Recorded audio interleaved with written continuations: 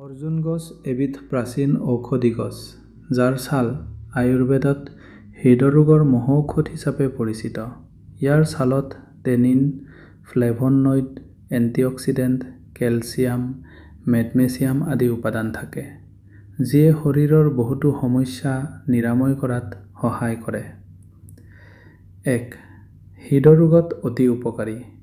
অৰ্জুনৰ ছালে হৃদযন্ত্ৰৰ পেশী মজবুত কৰে, হাৰ্টৰ কাৰ্যক্ষমতা বঢ়ায়, কলেষ্টেৰল কমায়, ৰক্তচাপ নিয়ন্ত্ৰণ কৰে আৰু হাৰ্ট এটেকৰ সম্ভাৱনা হ্ৰাস কৰে। ইয়াক হৃদয়ৰ টনিক বুলি কোৱা হয়। ২. ৰক্তচাপ নিয়ন্ত্ৰণ। উচ্চ বা নিম্ন ৰক্তচাপত ছালৰ গুৰি বা ৰস সেৱন কৰিলে উপকাৰ পোৱা যায়। ৩.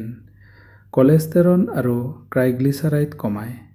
বেয়া কলেষ্টেৰল LDL কমায়, ভাল কলেষ্টেৰল HDL বঢ়ায়, যাৰ ফলত ধমনীত ব্লকেজ নহয়। ৪. ডায়েবেটিছ নিয়ন্ত্ৰণ। ছাল তিয়াই পানী খালে ব্লাড চুগাৰ লেভেল নিয়ন্ত্ৰণত থাকে। ৫. হাড় ভগা আৰু জোৰা লৰা ৰোগত। কেঁচা ছালৰ ৰস গাখীৰত মিহলাই খালে আৰু ছাল থেতেলিয়াই বান্ধিলে হাড় সোনকালে জোৰা লাগে আৰু বেয়া দূৰ হয়। ৬. যক্ষ্মা, টিবি আৰু কাহত। শুকান ছালৰ গুৰি বাহক পাতৰ ৰসত তিয়াই শুকুৱাই চেনি বা মৌ মিহলাই খালে উপকাৰ পোৱা যায়। ৭. ছালৰ স্বাস্থ্য আৰু ক্ষত নিৰাময়। ছাল থেতেলিয়াই লগালে ঘাঁ, খজুৱতি, একজিমা আদি সোনকালে ভাল হয়। ই এন্টিঅক্সিডেণ্টেৰে সমৃদ্ধ হোৱাৰ বাবে ছালক সুস্থ ৰাখে। ৮. প্ৰস্ৰাৱৰ সমস্যা আৰু UTI। ছাল তিয়াই পানী খালে প্ৰস্ৰাৱৰ বাধা দূৰ হয় আৰু ইনফেকচন কমে। ৯. এন্টিঅক্সিডেণ্ট গুণ।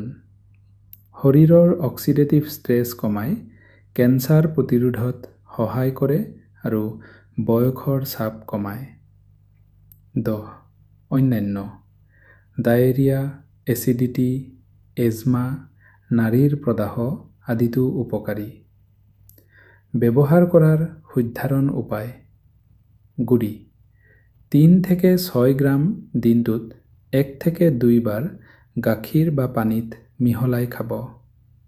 পানীত তিয়াই ১ চামুচ চাউলৰ গুড়ি ৰাতি পানীত তিয়াই ৰাতিপুৱা চেকি খাব। খালী পেটত উত্তম। গাখীৰত সিজাই। চাউলৰ গুড়ি গাখীৰত সিজাই খালে হাৰ্টৰ বাবে বিশেষ উপকাৰী। সাৱধানতা।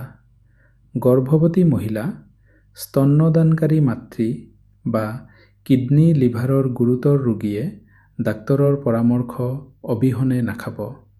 অত্যধিক সেৱন কৰিলে পেটৰ অসুবিধা হ'ব পাৰে। সদায় বিশুদ্ধ ছাল ব্যৱহাৰ কৰক আৰু আয়ুৰ্বেদিক চিকিৎসকৰ পৰামৰ্শ লওক। অৰ্জুনৰ ছাল প্ৰকৃতিৰ এক অমূল্য উপহাৰ। নিয়মিত ব্যৱহাৰেৰে হৃদয় সুস্থ ৰাখক।